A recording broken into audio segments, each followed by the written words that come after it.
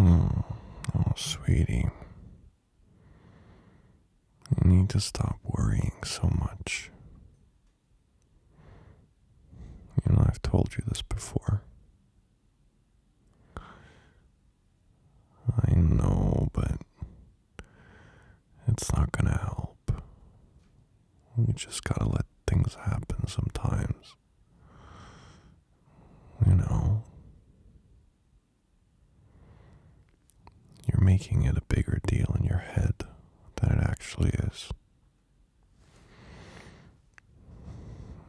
And you're driving yourself insane.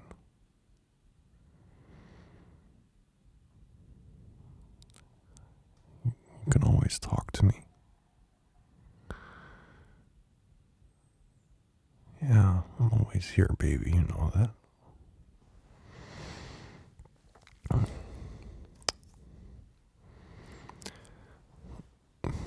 But sometimes you gotta turn that machine off.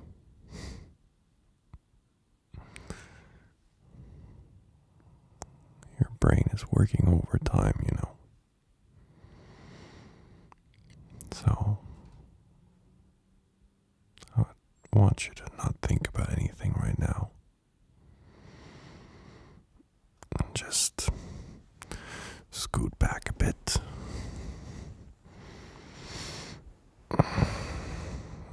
Press your body into mine, okay? Mm-hmm.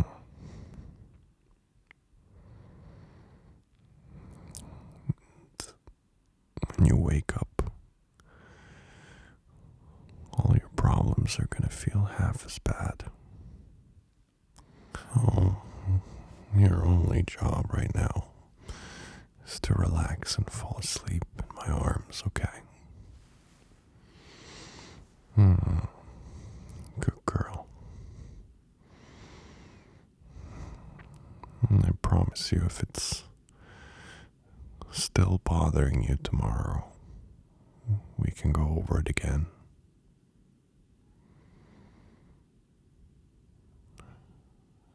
And again. And again. And again.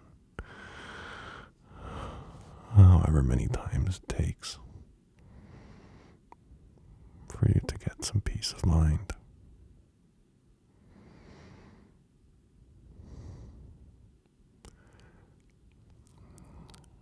You know, you really gotta just say it out loud to get it out of your brain. Because if it stays in there, it's gonna turn into a bad neighborhood. Trust me. You feel like around every corner there's something to fear. I know from experience. But it's not really anything you have to be scared of.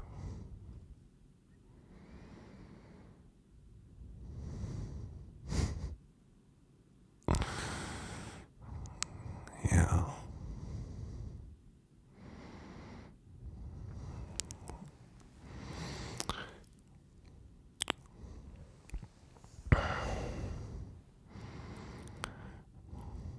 Gotta live in the moment.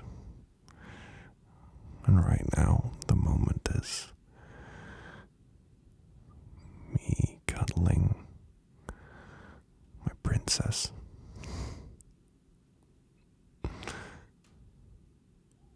I'm your knight in shining armor.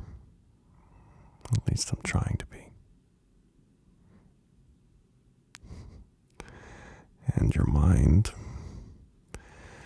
is the evil witch right now,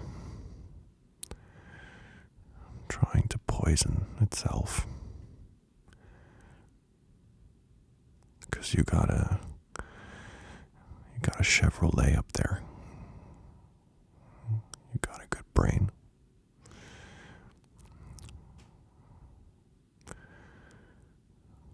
Very, very, very, very quick on your feet. But sometimes your own thoughts can slow you down when you're thinking about it over and over and over again. It's like Groundhog Day.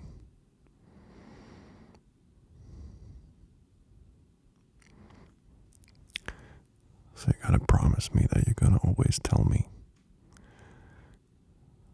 when a negative thought enters your brain, immediately, again and again and again. You just gotta tell me. Say it out loud. Always helps. Always, no matter what it is.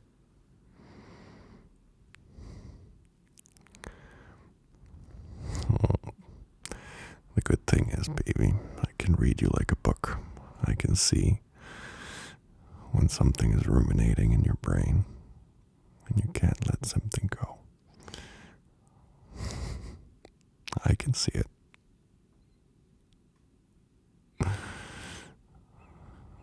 Yeah. Get this cute little wrinkle on your, I was going to say on your chin, but it's not on your chin, on your forehead. Yeah. You know, it's gonna be stuck like that if you do that too many times.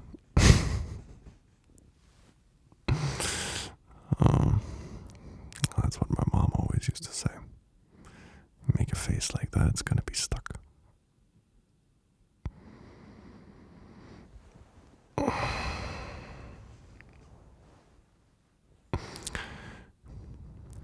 You know what I always did when I was overthinking too much? I would listen to some stories. Well, I remember my dad would come upstairs whenever I was worried about school or friends or anything. And he would lay in bed next to me and he would make up these stories of cowboys and knights and kings and queens. I think it was mostly just stuff that he just saw on TV.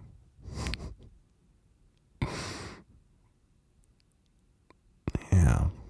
He would just tell me, and I would just get transported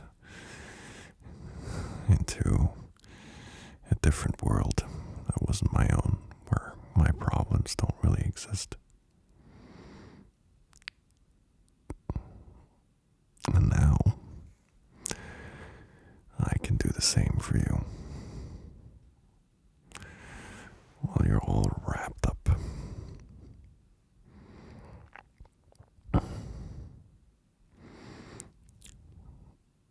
Do you want me to tell you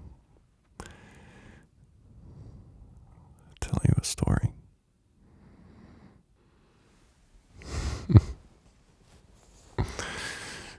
Okay.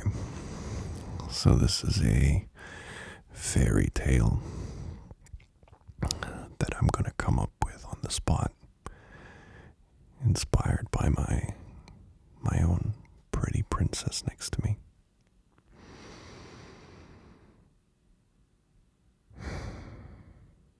Once upon a time, there was a princess,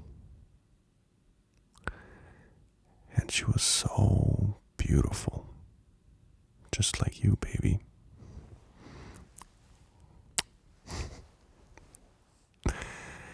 And her father and her mother had chosen a prince for her to marry of a different royal family. And so her parents were very insistent. They wanted to have an heir for their kingdom because they couldn't have any more children. She was their only child. So the princess, she loved her parents very much, and she wanted to oblige, but she knew she didn't love him. She knew that she wasn't going to be happy. So one day, just a few weeks before the wedding, she ran away. And she was ripping off all of her jewelry and nice clothes and everything that could give her away, being a princess. She was running away, and the next morning the parents, the king and the queen, found out, and they were worried sick, and they knew why she had run away. And immediately the father was sending out hundreds and hundreds and hundreds of his best underlings, his best men to search for the princess. The princess was already far gone. She had already taken a job as a tailor in an old wood shop where they also did tailoring. Anyways, so she was making clothes. She was knitting, and she was actually quite good at it. And eventually the men would reach her, but only after about a year of her hiding. And so they didn't recognize her. They didn't realize that that's the princess. She had normal clothes on. She even put smeared dirt all over her clothes and her face just to throw them off the scent. So one day, there comes a poor traveler into the shop where the princess was working in, and he requested a suit. A nice, very, very nice suit, he said. The best suit you can make. And so the princess asked the traveler what he needed the suit for. And so the man said that his father had passed away, and so he needed the suit for the funeral. And now the princess, she was very touched by the story, but at the same time she remembered her own father, and she began to cry because she hadn't seen her father in so long. So now she's making the suit, and she's thinking about her father. And when the suit is finished, it was an old-timey suit, obviously. Middle Ages. A Middle Ages suit. When she finishes it, she gives it to the man. And she says, "It's free. You don't have to pay me, free of charge." And it was the most beautiful suit that man had ever seen. And so he offers her something else. He offers her a small glass, sort of full of liquid. It was just a tiny, tiny little bottle. And she says, what is in this? And he says, I cannot tell you, but if you ever want to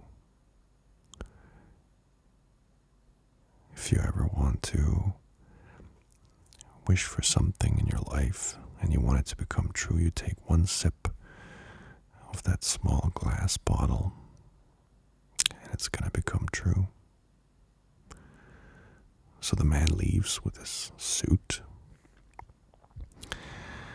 and the princess is looking at this small glass bottle and she's thinking to herself, oh, this cannot be true. This cannot be true. There's no such things as magic.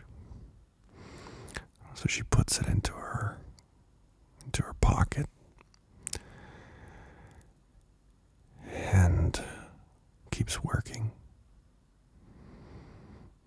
Now the next few days she didn't have a lot to do, and so she was constantly thinking, well, what is in that bottle? There is no way that would actually work. So she thought she would test it. She opened the bottle and she said, I wish to meet the love of my life. Took a swip of the bottle, closed it back up again. Nothing happened. She was quite relieved almost, and she thought to herself, well, I knew this wasn't going to do anything. So because she didn't have any work, she started to walk outside. And she thought about her father and how she wanted to be home. She wanted to see her father and her mother again, how lonely she was.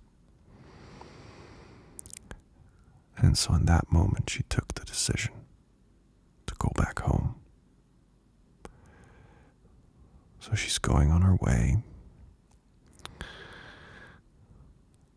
and she knew it was going to take a long time. She had run away quite far. And on the way back to her father's house, she got attacked. She was in a field, and there were wolves all around, and she didn't know.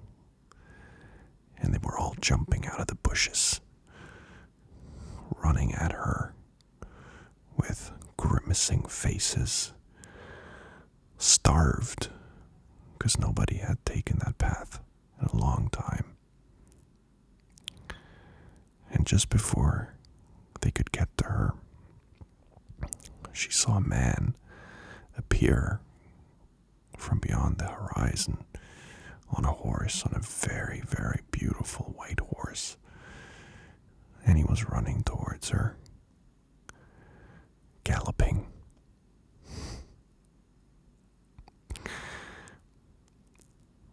And he would slay the wolves. Well, just one, let's say. And the others would run away. Now he was wearing a knight's helmet, so she couldn't really see him. But as soon as he took the helmet off and spoke to her, she immediately fell in love. He had blue eyes, kind of dark blonde hair. He was quite tall. Remind you of anybody? She was smitten, absolutely smitten. What she didn't know was, though, that the knight who had just saved her fell in love as well by her beauty and her kindness. So he asked her, well, what are you doing out here? Where are you going? And so she says, well, I want to see my father and my mother and my parents. And so the knight offers her to take her to the castle of her father. She accepts, and they start galloping to the castle. And when she gets there, she realizes that it doesn't seem like she doesn't recognize her old home. Everything seems a bit grayer, a bit sadder. And so she gets into the castle, and she sees a casket in the middle of the room. Now the guards, they jump. I was like, stop. Who are you? Who are you? And she says that she's the princess. At first, they don't believe her, but as soon as she kind of rubs a little bit of the dirt away, they immediately see, this is the princess. So she asks them, well, what happened? And they explain that her father had passed away of a broken heart. Now she breaks down, the princess, realizing what her running away had done. But she immediately remembers the glass bottle with the potion in it that makes all of her wishes come true. So she takes a huge sip, actually empties the whole bottle into her mouth, while wishing for her father to be alive. Now again, nothing happens at first, and she thought, well, I think I have met the love of my life. So I think it probably takes a while for the wish to become true. So she waits next to her father's casket a day, 2 days, a week, a month. But he's laying there. And eventually she realizes that the potion in the bottle probably doesn't work. And so she cries and cries with her love right next to her side. And he tries to comfort her, console her. But she is absolutely heartbroken. And one day, maybe about 2 months after she realizes that her father was not going to come back, a man comes to visit her. And she recognizes him right away. It's the same man who got her the glass bottle, gave it to her. And she says, I wished for my father to be alive again. I drank the whole bottle. But he's still not alive. And so the man looks at her and he says, what I gave you was simply water. I didn't have any money. I didn't have anything. Just enough to buy the suit. But you were so kind to me, I wanted to give you something to keep your spirits high. Something that could give you hope. And she says, but I wished to meet the love of my life, and I did. I have married him. And he says, that's all you.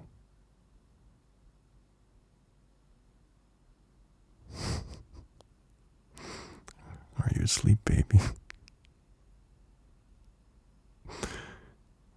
Oh, that's good.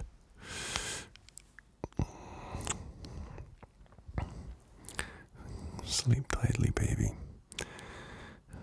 I hope you fell asleep before the last 5 minutes of that story, because I had no idea where I was going with this.